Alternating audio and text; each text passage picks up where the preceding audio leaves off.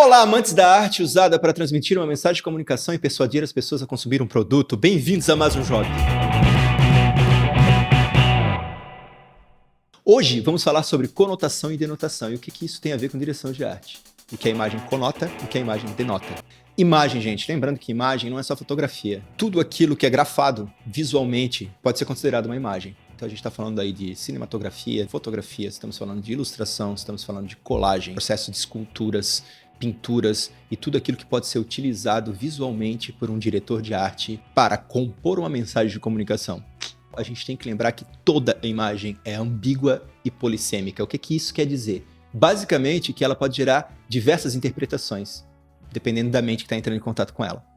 Sabe quando um artista pinta um quadro, ele não está interessado em passar uma mensagem específica para você, ele não está querendo dizer algo específico. Ele está colocando naquele quadro algo que diz respeito ao micro-universo dele, pessoal. A interpretação cabe a você, que está lá observando aquela obra de arte na galeria, e é isso que ele quer que você interprete. Ele não está te conduzindo a nada específico, ele está simplesmente deixando livre a sua interpretação.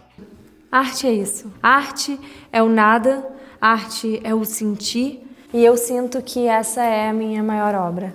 E publicidade não é isso, criação publicitária não é isso. É justamente o contrário. Um diretor de arte, quanto melhor ele é, maior a capacidade dele de pegar aquela imagem, compor e associar com outros elementos para gerar uma mensagem e conduzir a sua leitura para a conclusão que ele quer que você conclua. So well built, we can't show you the second floor.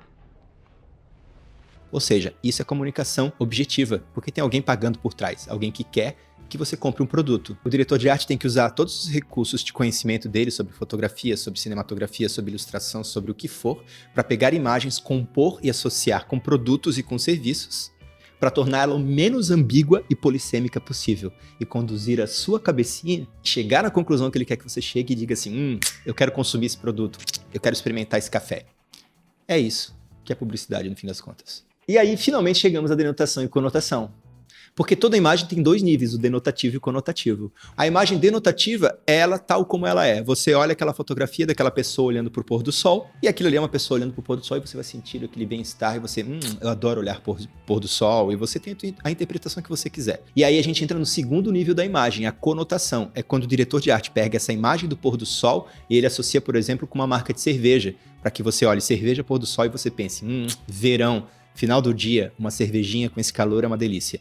Isso é conotação, ou seja, agora aquela imagem que tinha só uma interpretação denotativa, agora ela está sendo conduzida por uma interpretação que o diretor de arte quer que você tenha, que é associar cerveja com pôr do sol, com calor, com verão. Isso é conotação. A imagem agora conota algo que foi associado a ela, um significado muito específico. Então entenda sempre isso. Toda imagem possui dupla mensagem. O primeiro nível denotativo não está codificado. É a imagem tal como ela é. E o segundo nível conotativo é quando determinado saber foi associado àquela imagem para que você possa chegar a uma conclusão que alguém quis que você chegasse. Deu para entender? Vamos observar então, por exemplo, esse anúncio que está aparecendo aí na tela de vocês. De cara você já observa a marca da Lego. E de segundo lugar, no segundo nível da mensagem, vocês podem ver que tem 3 níveis de leituras aí. Uma boa peça de comunicação, ela tem sempre 3 níveis de leitura, hierárquicos. Primeira coisa que você vê é a marca Lego, a segunda coisa que você vê são os quadradinhos, né, os bloquinhos do Lego ali no meio, e depois você tem lá no lado direito, lá em cima, uma assinatura. Vamos analisar essa imagem. Denotativamente, a primeira coisa que você vê nela é que é um anúncio da Lego e tem um monte de pecinhas coloridas. Você não fez nenhuma associação de ideias ainda, mas o diretor de arte mexeu nessas peças para justamente você ter a interpretação que ele quer. Ele colocou essas peças de uma maneira muito específica, uma em cima da outra, usando as cores numa sequência muito lógica para que você chegue a uma determinada interpretação. E se você tem todo o contexto que você precisa ter para interpretar essa imagem, você é o público dessa mensagem. As crianças de cara, qualquer desenho animado dos Simpsons, vão de cara olhar a família Simpsons aí no meio. Pronto, essa imagem não é mais denotativa. Não são só pecinhas de Lego, mas agora coloridas ali no meio. Elas foram organizadas de determinada maneira para que conotem a família Simpsons. Aí você lê lá em cima, Imagine, Lego, Imagine. Ou seja, você pode fazer qualquer coisa com a Lego. E fala justamente com o público específico, que são as crianças. Sintetizando então, gente, sentido 1 denotativo. Vários tijolinhos Legos coloridos, um em cima do outro, formam uma fileira de 5 montinhos.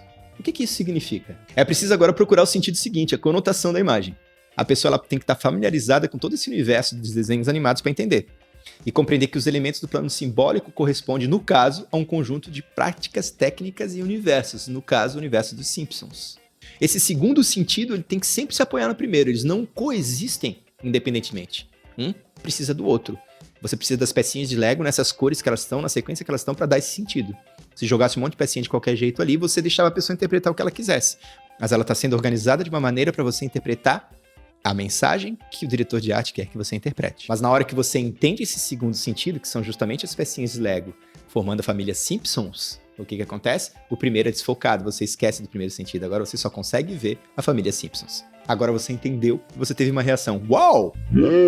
Simpsons, porra, que anúncio genial, cara. Eu queria ter pensado nisso. Porra, que legal, deu vontade de comprar Lego. Se deu vontade de comprar Lego, cumpriu a sua função. Se não deu vontade de comprar Lego, se não deu vontade de seguir a Lego, se não deu vontade de olhar mais anúncios desse tipo, a mensagem não cumpriu o seu objetivo, que é justamente levar uma reação que leve ao consumo. E é por isso, gente, que o diretor de arte não pode nunca considerar só a sua visão de mundo, ele tem que considerar a visão de mundo do cliente. Porque é essa visão de mundo do cliente que vai permitir com que o cliente interprete a mensagem do jeito que ele quer que ela seja interpretada. Por isso que se você fizer só o que está dentro da sua cabeça, quiser fazer só arte, sem considerar a reação do cliente, sem considerar o universo do cliente, sem entender quem é esse cliente, você não vai ter o resultado satisfatório. No fim das contas é muito simples, só que você precisa de um pouco de esforço. E nem todo mundo está a fim de fazer esforço, não é? Por isso que existem diretores de artes fantásticos e outros medíocres que nunca vão chegar a ser fantásticos. Por quê? Porque eles não estão dispostos a fazer o esforço necessário de estudar e de entender o comportamento humano como eles precisam entender. E de se aperfeiçoar cada vez mais em utilizar imagens para compor mensagens.